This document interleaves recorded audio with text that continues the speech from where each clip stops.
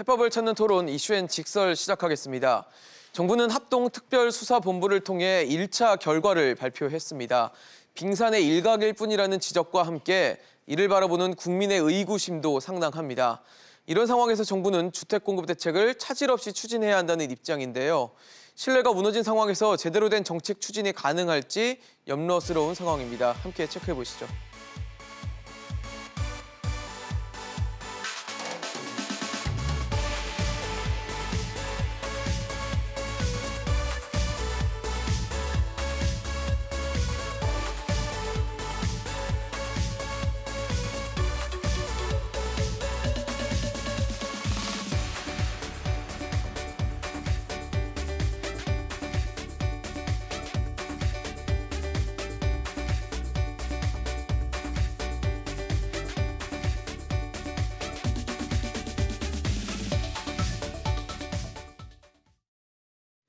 네, 본격적인 토론에 앞서 함께해 주실 세 분 소개하겠습니다.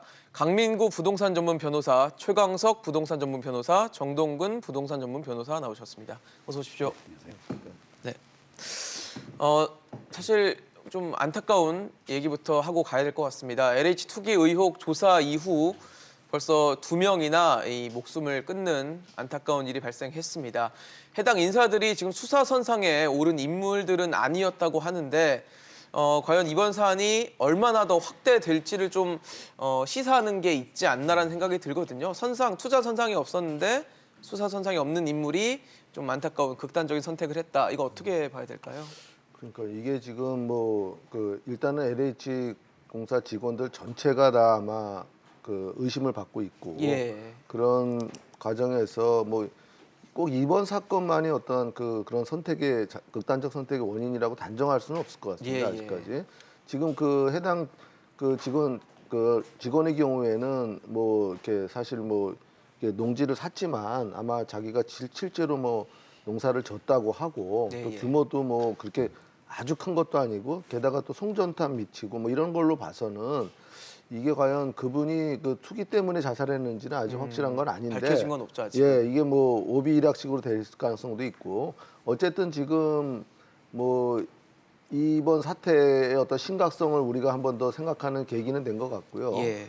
LH는 물론이고 SH 그 외에 모든 어떠한 정부 투자기관이라든가 공무원들이 이런 직무상 알게 된 비밀을 자신의 어떤 사리사욕을 위해서 사용하는 거를 원천적으로 이번 기회에 확실하게 차단을 해야 되는 계기로 삼았으면 합니다. 변호사님은 어떻게 보셨어요? 사실 워낙 극단적인 좀 선택이다 보니까 사안을 둘째치고 좀 안타깝긴 했거든요. 네. 일단 진실을 떠나서 이 사안 자체가 국민적인 관심이 너무 뜨겁다 보니까 예. 좀 연루된 사람들에 대한 마음의 부담, 심적 부담 이런 것들이 너무 컸지 않나.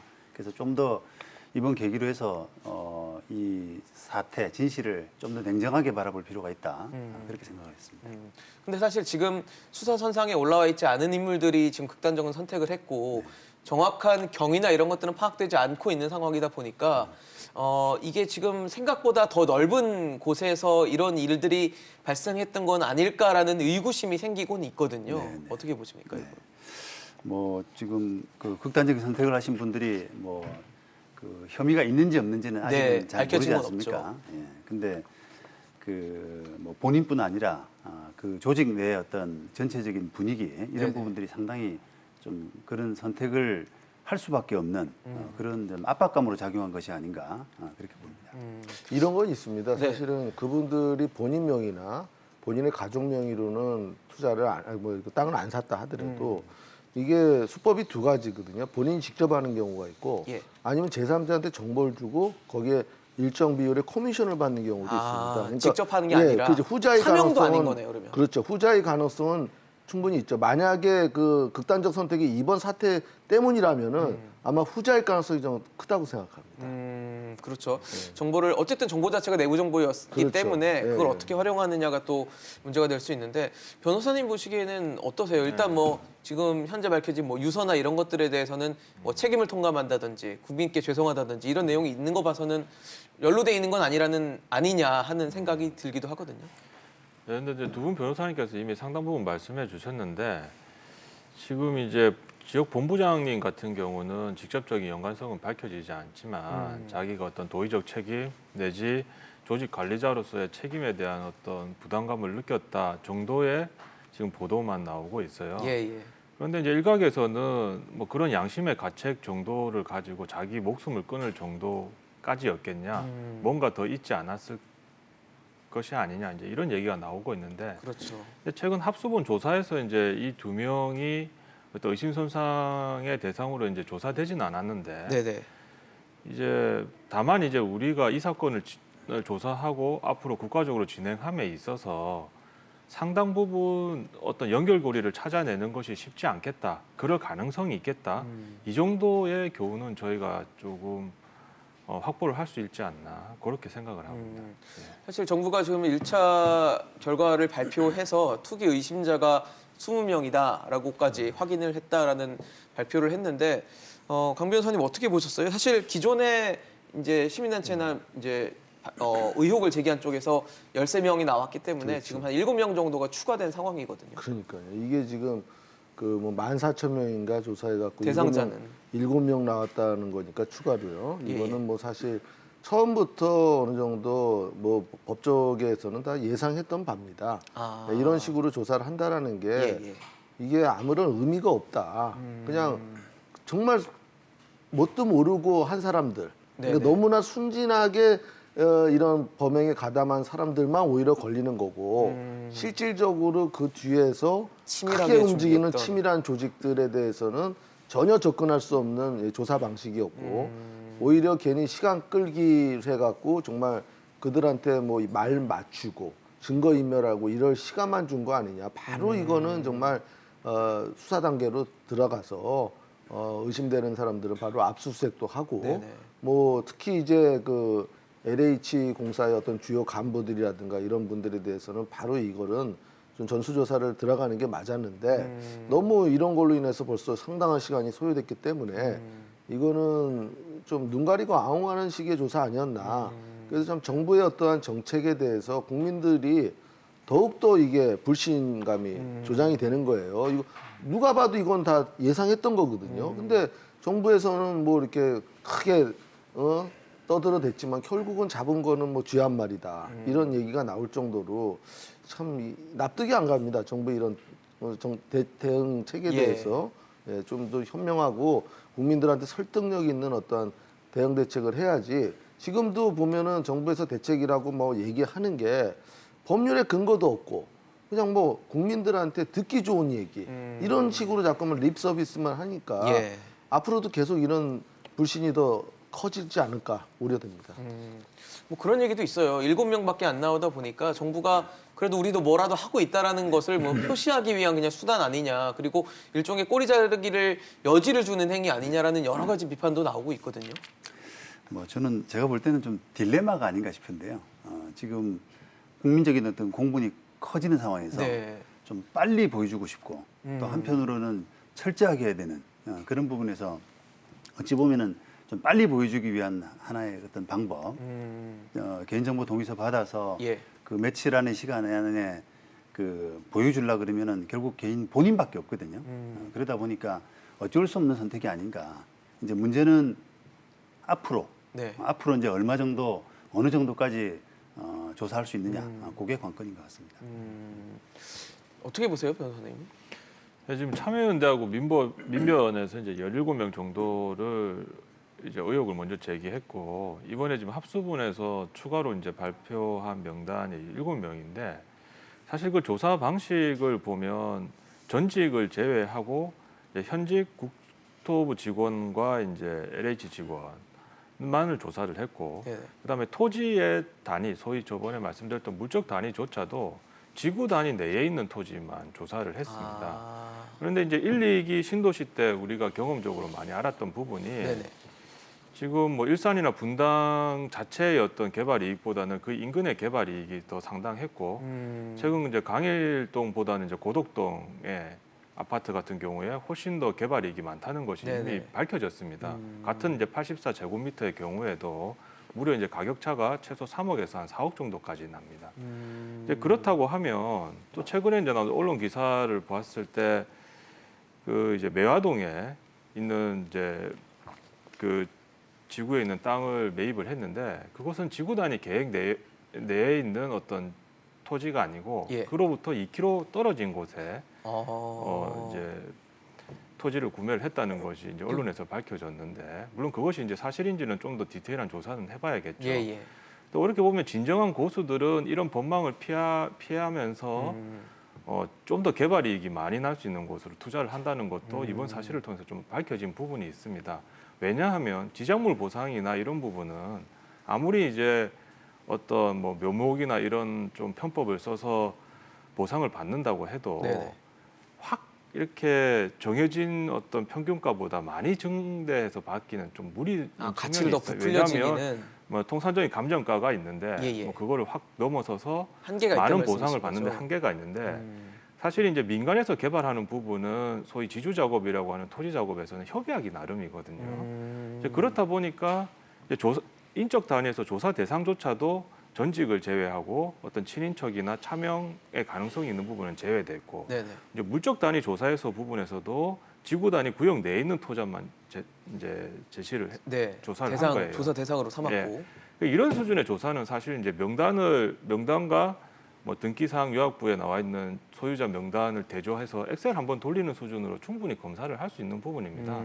그리고 이와 관련해서 그 어떤 강제 조사나 소환 조사도 지금 이루어지지 않은 상태입니다.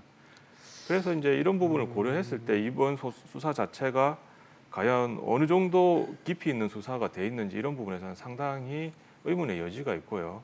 추가적인 강도 높은 조사는 조금 더 이제 속행이 되어야 될 것이 아닌가 그렇게 생각하고 있습니다. 사실 저는 그 지금 밝혀진 뭐 인원 7명이라는 추가 인원에 대해서 좀 이게 너무 적지 않나라고 여쭤봤는데 조사 방법이나 조사 대상부터도 좀 굉장히 제한적이고 문제가 있을 수 있다라는 지금 문제를 제기를 해주신 상황이거든요. 근데 정부는 일단 20명, 그러니까 20명의 이 투기 의심자에 대해서 농지를 강제 처분하겠다라고 밝혔는데 조건이 있더라고요. 그러니까 내부 정보를 활용한 투기 목적으로 취득한 경우라는 전제 조건이 달려 있다 보니까 이 전제 조건을 그러니까 내부 정보를 활용했다 그리고 투기 목적으로 취득했다라는 것들을 정부가 과연 입증을 할 수 있을까라는 생각도 좀 의구심이 드는데 이게 가능한 건가요? 그거는 뭐 제가 볼 때는 그렇게 불가능하다고 보이진 않아요. 아, 그런가요? 예, 왜냐하면 그 토지를 그러니까 산 시기 예. 그리고 그 당시에 그 토지를 산 사람이 그 일하고 어떤 관련된 업무를 했는지는 객관적으로 드러날 겁니다. 그렇다면은 뭐 그 정도만 입증이 돼도 이거는 내부 정보를 이용했다고 너무나 강력하게 추정이 되기 때문에 그거를 뒤집기는 어렵지 않다고 봐요. 근데 그거를 뒤집기는 쉽지 않죠. 네네네. 그러니까 그거는 가능한데 문제는 이게 강제 처분을 시킬 수 있겠냐 법적으로. 그러게요. 저는 이게 좀 약간 의구심이 좀 생겨요. 사실은 현행법적으로 어쨌든 개인의 사유 재산 아닙니까? 그렇죠. 개인이 사유 재산을 정부가 너 이거 잘못된 정보를 샀으니 딴 사람한테 팔아라. 강제적으로 과연 이걸 집행할 수가 있냐?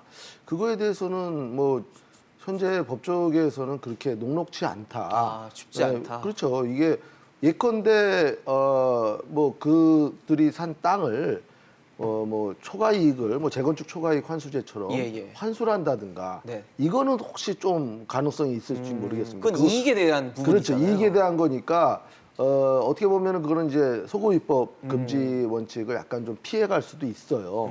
그리고 이제 그로 인해서 그들한테 보상할 때 뭐 특별히 어떤 정부에서 이거를 문제를 삼는다든가 아니면 뭐 보상금에 대해서 정부가 이거는 손해배상으로서 감유를 한다든가 네네. 뭐 이런 어떤 사후적인 조치는 가능하지만 그냥 강제 처분시키면 된다. 이건 좀 정부의 어떤 관계자가 이런 어떤 법률적인 충분한 검토 없이 이런 얘기를 그냥 이렇게 섣불리 한다라는 거는 국민들한테 좀 잘못하면 비웃음만 살 수 있고 만약에 이런 그 강제 처분을 시킨다든가 이런 게 하려면은 그럼 구체적으로 어떠한 근거에 의해서 법령에 의해서 뭐를 하겠다 이런 걸 제시를 해야 되는데 그냥 뜬금없이 강제 처분하겠다 이런 거는 조금 설득력이 좀 부족하지 않나 이런 생각이 듭니다.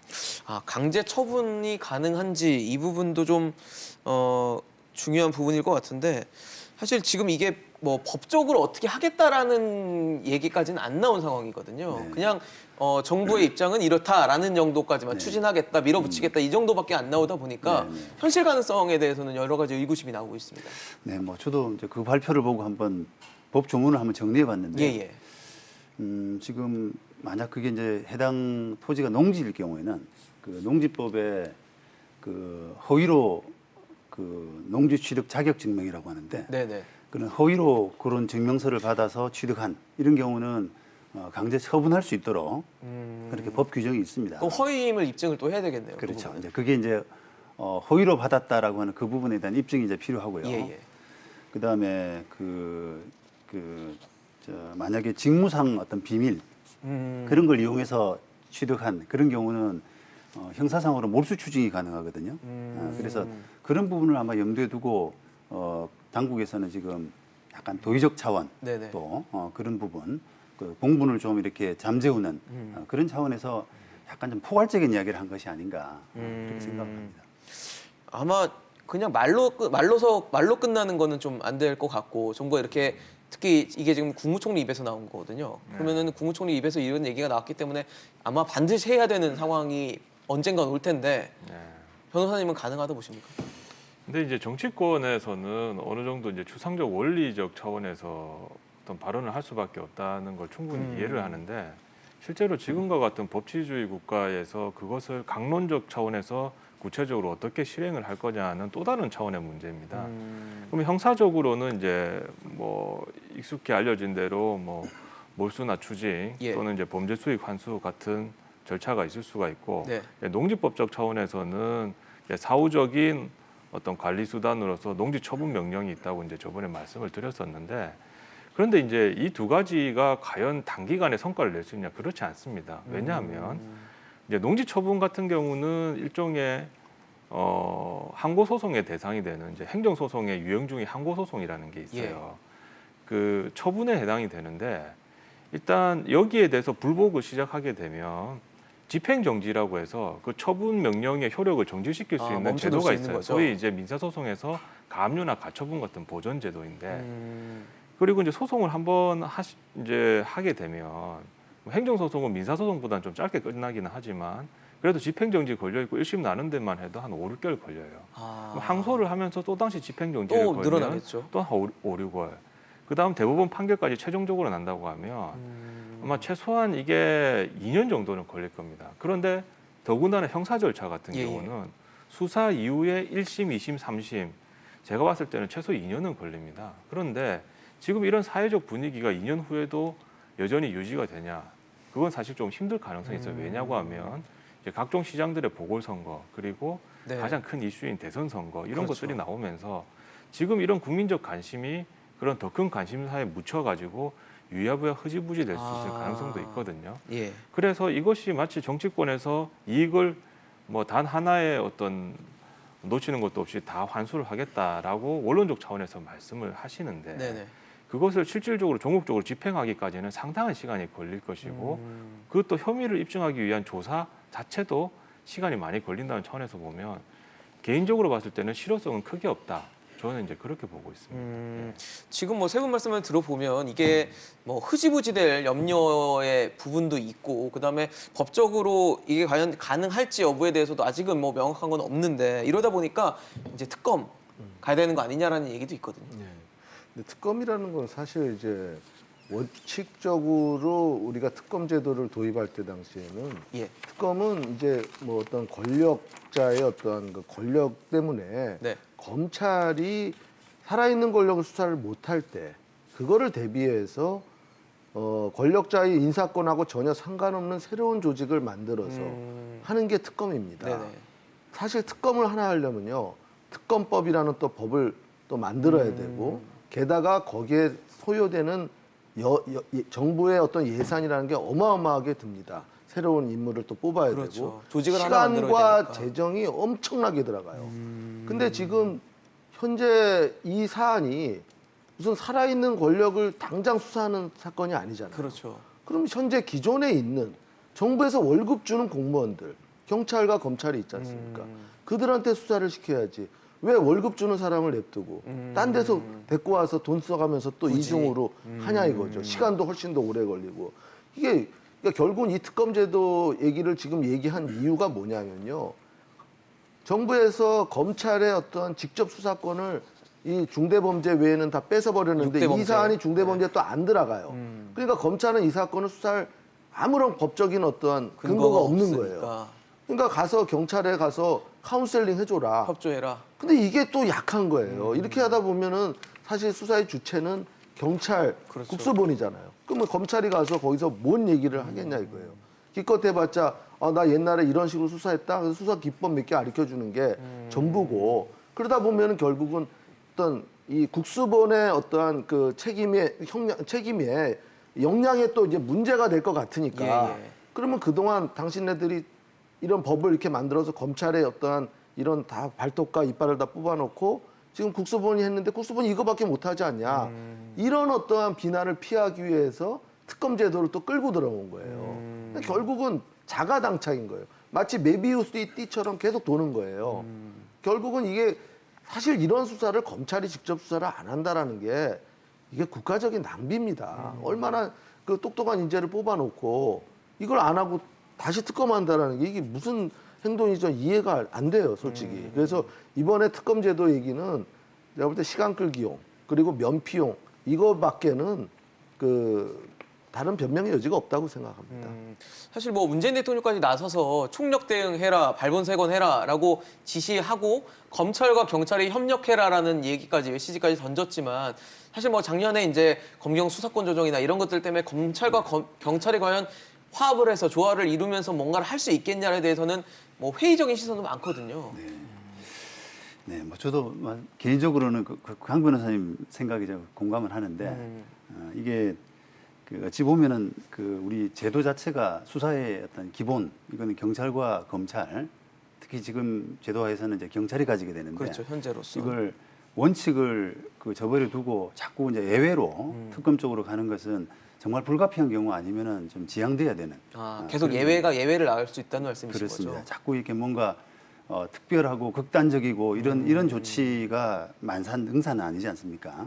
그러니까 그런 차원에서도 이제 기본적으로는 이제 경찰이 해야 되는 것이 맞고요. 네네. 게다가 이 사건의 특성상 상당히 많은 어떤 물량, 인적 그 자원이 필요합니다.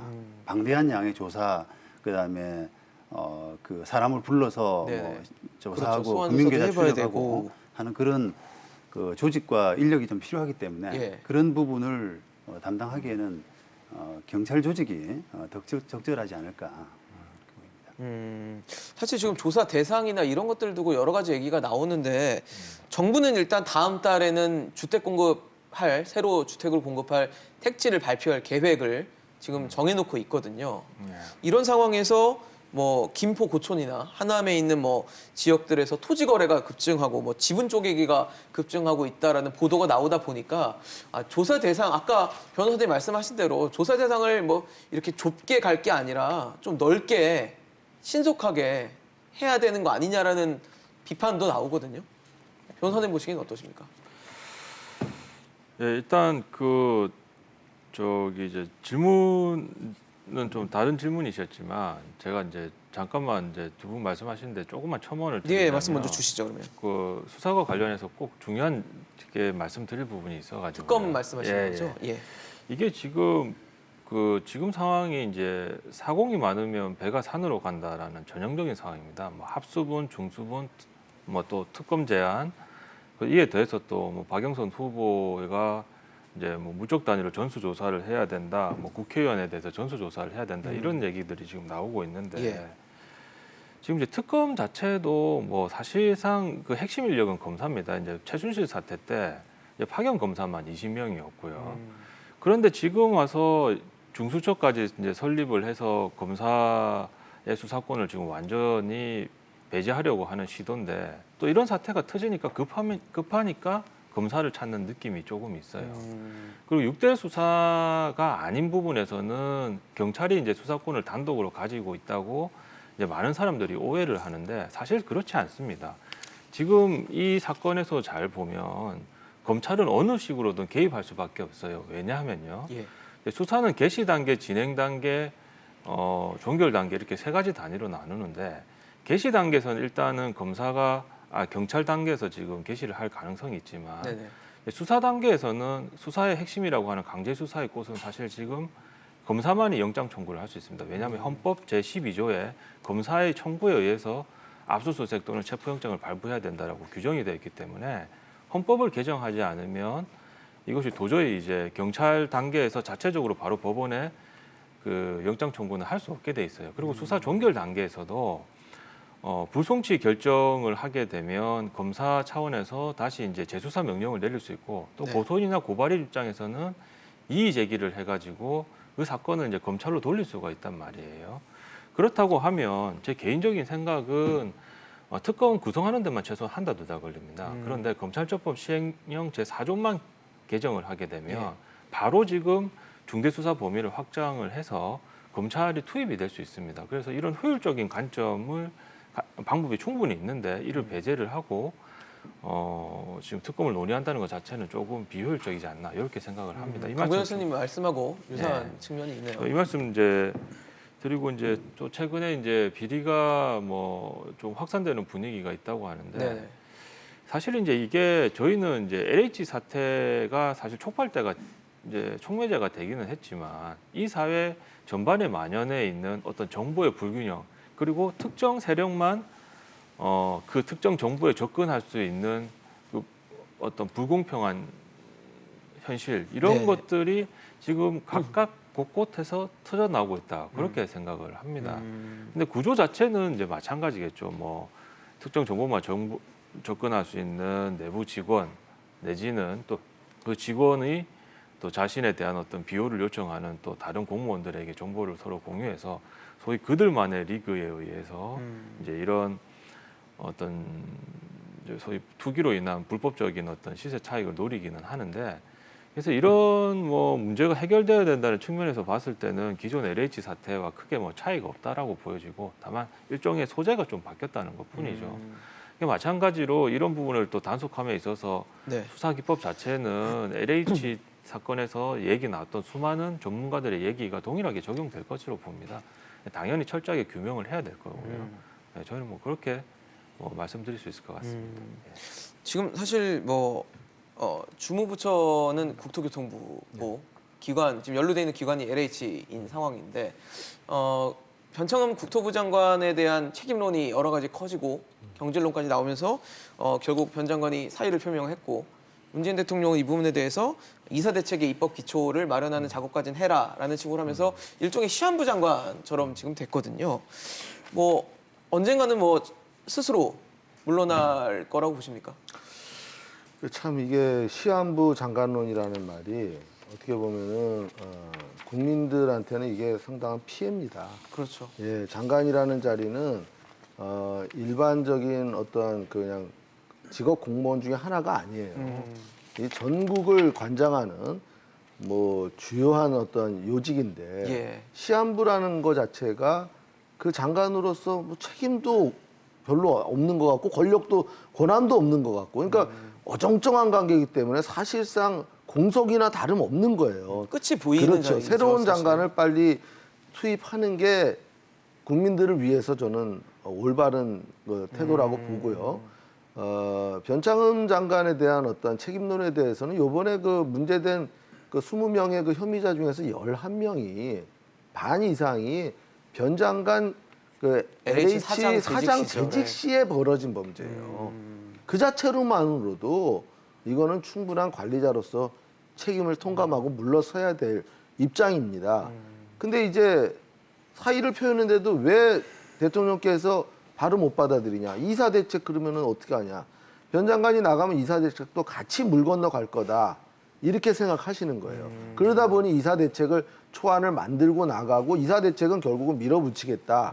이런 어떠한 정부의 의지인데 예. 문제는 뭐냐면 이사 대책을 하려면 이게 공공주도 개발이거든요. 그렇죠. 그러면 공공주도 개발이지만 국가의 땅 갖고 하는 게 아니에요. 개인들의 땅이에요, 다. 다 그 조합원들 땅을 LH가 그거를 말하자면 시행자로서 그거를 추진해 나가겠다. PM이 돼서 들어가겠다라는 거거든요. 그래갖고 이제 그거에 약간의 뭐 재건축 초과이익이라든가 뭐 용적률 이런 걸 좀 특혜를 줬어. 그 나머지 부분을 일반 분양을 시키겠다 이건데 지주들의 동의 없이는 불가능합니다. 근데 지주들이 과연 이러한 지금 상황에서 모두 다 변창흠 장관에 대해서 불신하고 LH를 불신하는 이런 상황에서 과연 지주들이 거기다 동의서를 LH공사에다가 써주겠냐. 저는 이거는 요원한 이야기다. 그렇다면은 이사 대책은 지금은 일단은 접어야 된다고 봐요. 사실상 다른 폐기를 식의 해야 어떤 된다. 공급 대책을 만들어야지. 예. 이게 이미 어떻게 보면 스크래치가 간 공급 대책인데 이거를 지금 끝까지 미련을 못 버리시고 변창흠 장관한테 이거를 또 유보하겠다. 저는 이게 또 끝이 보이는 거예요. 이거는 분명히 지주들이 지금 분위기도 굉장히 안 좋지 않습니까? 안 좋죠. 사람들이 지금 그걸 LH공사에 대한 좀 국민들 공분이 엄청난데 네네. 이런 상황에서 그 공공주도 개발이 과연 가능하겠냐? 그렇다면은 이거는 그 유보적으로 이렇게 그 사임을 미룰 것이 아니라 빨리 그 사태를 받아들이고 새로운 장관을 투입해서 새술은 세부대 그래갖고 새로운 정책으로 뭔가 이렇게 환기를 시키는 게 올바른 태도 아닌가 이렇게 생각합니다. 사실 뭐 지금 강변 선생님 말씀은 이제 다 바꾸자. 정책도 바꾸고 사람도 바꾸고 해서 새롭게 출발하는 게 맞지. 지금 이 시점에서 뭔가를 한다는 것 자체가 뭐 어불성설이다 이런 말씀 해주시는 건데요. 같은 의견이십니까?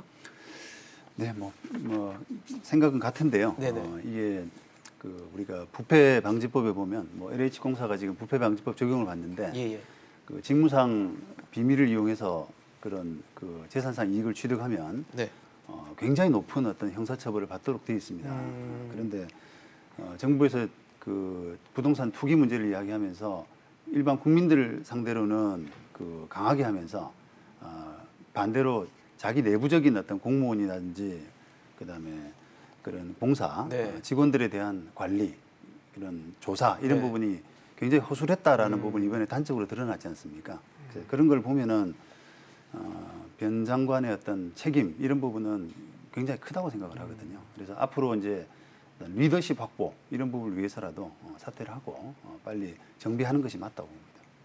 사실 변창흠 장관은 이 LH 사건 투기 의혹이 불거졌을 때도 좀 감싸는 듯한 직원들을 좀 감싸는 듯한 발언도 하면서 구설수에 올랐고 지금 이제 굉장히 의혹이 일파만파 뭐 전 국민적인 이슈가 된 상황에서 변 장관이 하는 것들이 과연 뭘 할 때마다 과연 의구심만 들고 제대로 할 수 있냐는 좀 궁금증은 생길 수밖에 없을 것 같거든요. 국민들한테도. 예.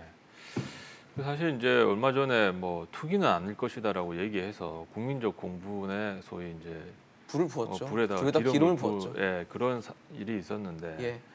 일단은 이제 어떤 정책을 내놓더라도 그 도덕적 권위가 이미 실추된 마당에 사람들이 그 정책을 신뢰를 하지 않아요. 그러니까 정책 자체가 제대로 만들어진지 자체를 신뢰하지 않게 되는 네네. 그런 문제점이 또 있습니다. 그리고 이제 지금 조사된 한 20명 가운데 뭐 11명 정도가 LH 수상 시절 때 이미 나왔다고 이제 또 강 변호사님께서 이미 말씀해 주셨지만 네네. 그거 자체가 이제 본인이 수장으로 있을 때 얼마나 내부적으로 통제 시스템을 제대로 만들어 놓거나 뭐 회사 내교나 정관을 통해서 구비해 놓지 않았다 이런 것들을 단적으로 본인들이 인정을 하고 있는 겁니다. 그리고 이제 대부분의 또 발견된 사람, 이제 적발된 사람들이 자기 명의로 취득을 했어요. 이 자체가 당시에 얼마나 도덕적 불감증이 확산되어 있고 거기에 대해서 일체의 양심의 가책이나 어떤 책임감을 느끼지 못했다라는 거를 지금 스스로 이제 보여주고 있는 상황입니다. 근데 이런 상황에서 지금 최근에 뭐 기사에 따르면 뭐 신도시 지정을 취소해달라, 행정소송까지 불사하겠다, 뭐 이렇게까지 지금 얘기가 나오고 있는데 예. 물론 본인이 이제 지금 문재인 대통령한테 사의를 표명을 했지만 또 이제 문재인 대통령께서 이제 정책의 어떤 공백을 방지하기 위해서 한시적 이제 유임을 했단 말이에요. 근데 이미 정책의 기본적인 틀은 어쨌든 장관보다는 밑에 실무진에서 다 준비를 하는 것이고 이런 유임 자체가 오히려 예전에 이제 조국 사태 때 우리가 경험적으로 좀 취득을 했던 부분을 고려를 한다면 예. 더 이상 국론 분열을 막기 위해서 이제 제 개인적인 생각은 조금 빨리 사퇴를 해야 된다라는 그런 입장입니다. 좀 더 나아가서 이제 그러면 상계 신도시 자체의 어떤 추진력 자체가 굉장히 떨어지는 것이 상실이 아닌가 될 이런 수도 이제 있죠. 얘기가 나올 수 있는데 예, 물론 예. 이 부분은 이제 나중에 뒤에 가서 얘기해야 될 부분인데 사실 이제 공공 주도의 어떤 주택 공급 방식이 과연 효율적이고 또 그것이 집값을 잡는 데 도움이 되고 정말 서민들에게까지 어떤 복지가 확산될 수 있는지는 한번 또 다시 재고를 해봐야 되는 근본적인 문제점은 있습니다. 예. 네, 그 부분은 뭐 나중에 기회 다시 말씀드리고 이제 저는 여기까지 말씀드리겠습니다. 사실 지금 뭐 각종 여론조사나 평가에서도 문재인 정부의 부동산 정책에 대한 실망감도 드러나고 있고 국정 지지율도 좀 낮아지고 있는 그런 흐름을 보이고 있는 상황에서 최근에 문재인 대통령의 경남 양산 사저가 또 논란이 됐습니다. 그 자체도 논란이 됐고 그 부분에 대해서 각종 지적과 비판이 있으니까 문재인 대통령이 뭐 직접 이제 좀스럽고 민망한 일이라고 하면서 SNS를 통해서 의견을 밝혔는데 이게 또 논란이 또 되고 있어요. 그렇죠. 표현 자체도 그렇고요. 그 문재인 대통령이 이제 SNS를 통해서 의견 발표하는 게 거의 없었어요. 이례적으로 이번에 본인의 어떤 개인적인 일이라서 아마 발끈해서 이렇게 하신 것 같은데 예. 사실은 이제 이 부분에 대해서도 물론 이제 대통령께서 이제 대통령으로 재직하는 기간 동안 가서 농사를 지을 수는 없죠. 그렇지만 뭐 현재 현행법상 그 농지법에 그 영농계획서대로 농사를 안 하면은 그 처분을 해야 됩니다.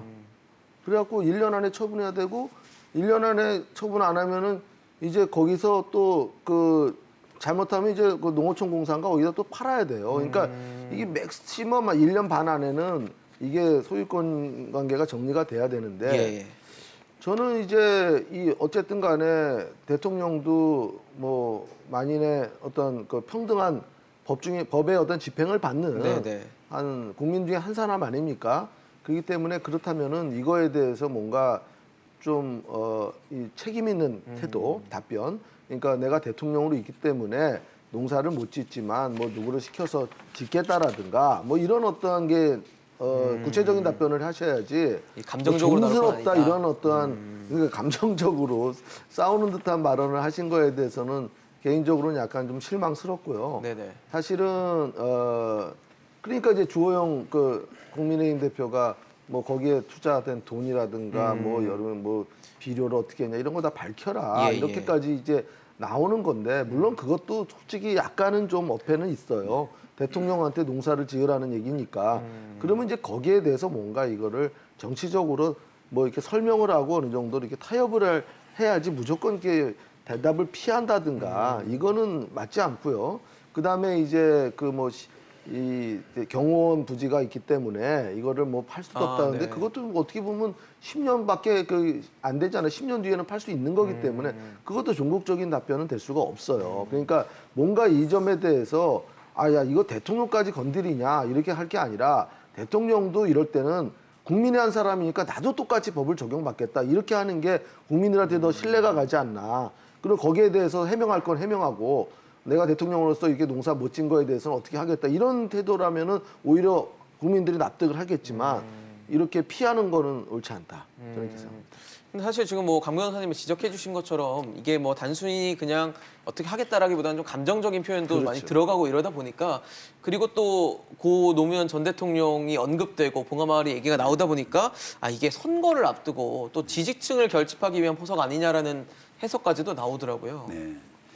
네, 뭐 말씀하신 것처럼 지금 그 농지법상으로는 이걸 농취증, 농지취득 자격증면을 가지고 그다음에 거기에 이제 그 써놓은 네, 대로 계획서가 있죠. 예, 그 계획서대로 이제 농사를 지어야 되는데 지금 그게 사자 목적이다 보니까 또 현직 그 대통령인데 그렇죠. 당연히 할 수가 없는 부분이죠. 그래서 그걸 이제 대통령께서는 이제 정치적인 공세 이 정도로 이제 그 생각하고 또 거리가 안 되는 답변할 필요가 없는 부분이라고 아마 생각하고 이제 반응을 그렇게 하신 것 같은데 참 딱합니다. 딱. 네, 네. 변호사님 어떻게 보셨어요? 일단 그 SNS에서 직접 답을 다셨다는 부분은 좀 부적절해 보이고요. 예, 이것을 뭐 이제 사실상 자료를 어떤 본인이 아닌 밑에 이제 뭐 비서관이나 이렇게 다른 사람을 통해서 팩트를 밝히면 충분할 것을 조금 감정적으로 대응했다는 부분에서는 적절한 처신은 아니라고 생각을 합니다. 네. 근데 이제 문재인 대통령께서 영농계약서에 기재한 어떤 영농 경력 자체가 11년이라고 기재를 했는데 네네. 근데 이 부분은 사실 국민들의 입장에서 상식적으로 좀 납득하기가 힘들어요. 2009년부터 기산에서 11년이라고 말씀을 하셨는데 네. 이제 2009년 이후에는 이제 국회의원도 하셨고 당 대표도 하셨고 그렇죠. 그다음에 이제 대선 후보 활동을 하시면서 상당히 이제 많이 바쁘셨을 텐데 상식적으로 생각해서 그 기간에 직접 영농을 했다라고 하는 것은 누가 봐도 납득하기가 힘듭니다. 그럼 차라리 농지법이 반드시 어떤 헌법상 경자유정 원칙을 철저히 관철을 지켜서 스스로 작용만 하도록 이렇게 법을 스트릭트하게 규정해 놓지는 않았어요. 이제 위탁 경영이나 임대나 이렇게 예외적으로 사실상 이제 경자유전 원칙은 조금 지금 융통성 있게 적용이 되고 있는 상황인데 이제 그런 식으로 영농계획서를 작성을 해서 어떤 이제 지자체에 제출을 했다라고 하면 크게 문제가 안 될 텐데 이제 본인이 직접 가서 가끔씩 텃밭을 가꾸고 농사를 지었다 이런 해명 자체가 사실상 이제 국민들 입장에서는 변명으로 느껴지는 거죠. 그리고 이제 최근에는 원래 이제 지목을 지목이 이제 전답으로 돼 있는 네네. 형식상 지목이 농지로 돼 있는 것을 최근에는 형질 변경을 해서 이제 대지로 바꿨다는 거죠. 대지로 바꿨다는 거는 뭐 주택이나 건물을 짓겠다는 건데. 목적이 바뀐 근데 거네요. 농지법이 어느 정도로 농지 투기를 방지하냐고 하면 지목이 전답인 형식적인 농지뿐만 아니라 네네.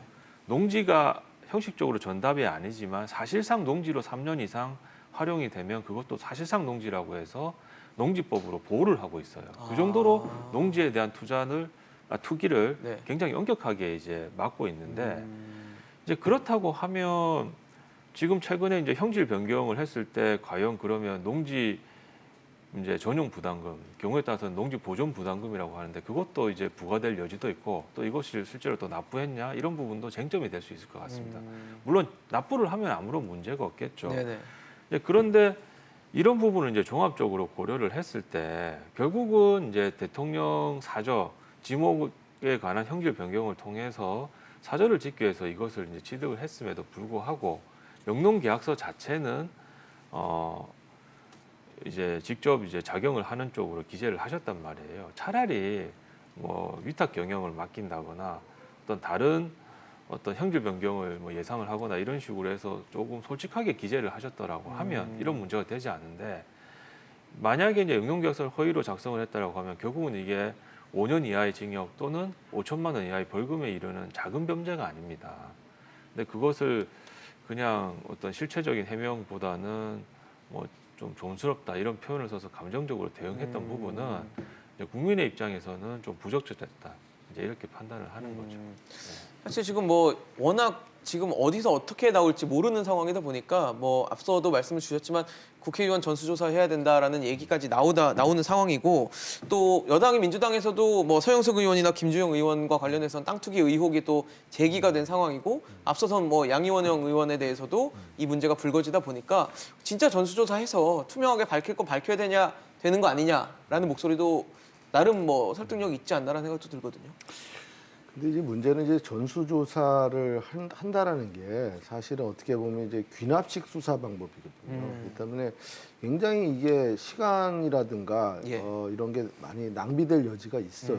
그래서 보통은 우리가 수사를 할 때 이 뒤에서부터 그러니까 답에서부터 시작합니다. 항상 연역식으로. 거꾸로 올라가는 그렇죠. 거군요. 그러면서 그러니까 범죄 현장에서부터 범죄를 수사하지 범죄를 예방하는 것처럼 이렇게 수사를 할 수는 없거든요. 그러니까 항상 가장 가까운 데서부터 수사를 해야 돼요. 그렇다면 가장 가까운 것은 현재로 위반한 누군가를부터 거꾸로 추적을 해가면서 거기서 이게 가지치기를 해가면서 범죄자를 찾는 거죠. 그 말씀은 LH를 그렇죠. 말씀하시는 거겠네요. 그러니까 지금 현재 국회의원 다 조사하자. 이거는 너무 방대한 이야기예요. 그건 정말 말은 쉬워요. 네. 저는 그런 말을 이렇게 쉽게 하는 사람이 과연 그런 조사를 정말 해본 적이 있었을까 의심이 돼요.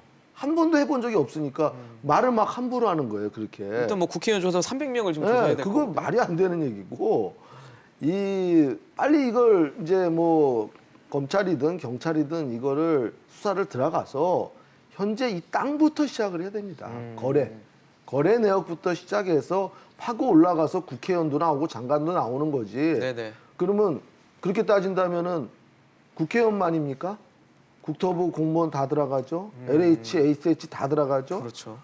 뭐 관계가 된 곳은 도지사, 뭐 도의원까지 아마 다 들어갈 거예요. 그게 말이 되는 수사냐고요. 이 수사하지 말라는 거예요, 결국은 이거는. 그러니까 역시 사람보다는 물건을 그렇죠. 중심으로 해서 네. 해야 된다는 얘기를 계속 뭐 공통적으로 주고 계신데 그러니까 그런 걸 네. 갖고 정치적으로 말이에요. 뭐 서로 막 감론을 박하는 것 자체가 국민들의 홍보적이라는 어떤 거죠. 시야를 딴 데로 돌리는 거예요. 이건 지금 정치 문제가 아니잖아요. 범죄 문제예요. 범죄 문제고 공정성의 문제입니다. 거기서 국회의원이 나올 수도 있어요. 여당 국회의원이 나올 수도 있고 야당 국회의원이 모르는 나올 거죠. 수도 있죠. 이걸 갖고 지금 정치적으로 이렇게 공세를 서로 주고받는다 자체가 저는 적절하지 않다 이렇게 생각합니다. 변호사님 어떠세요? 뭐 지금 뭐 각종 의혹도 있고 하필 또 이제 선거가 있기 때문에 여러 가지가 또 뭐 오비락식이든 아니든 연루가 될 수밖에 없다는 생각이 들거든요. 네. 뭐 말씀하신 것처럼 저도 그 선택과 좀 집중 이런 게 필요한 상황이라고 보는데요. 당장 뭐 LH 조사를 전체 한다는 것만 자체도 시간이 상당히 많이 걸리는 네네. 에너지가 필요한 시도고요. 예.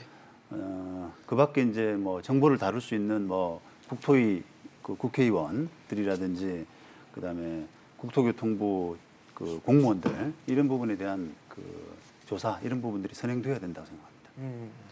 알겠습니다. 오늘 뭐 LH 1차 조사 결과가 나오긴 했지만 아직도 밝혀야 될 부분, 의구심 굉장히 많이 남아있는 상황입니다.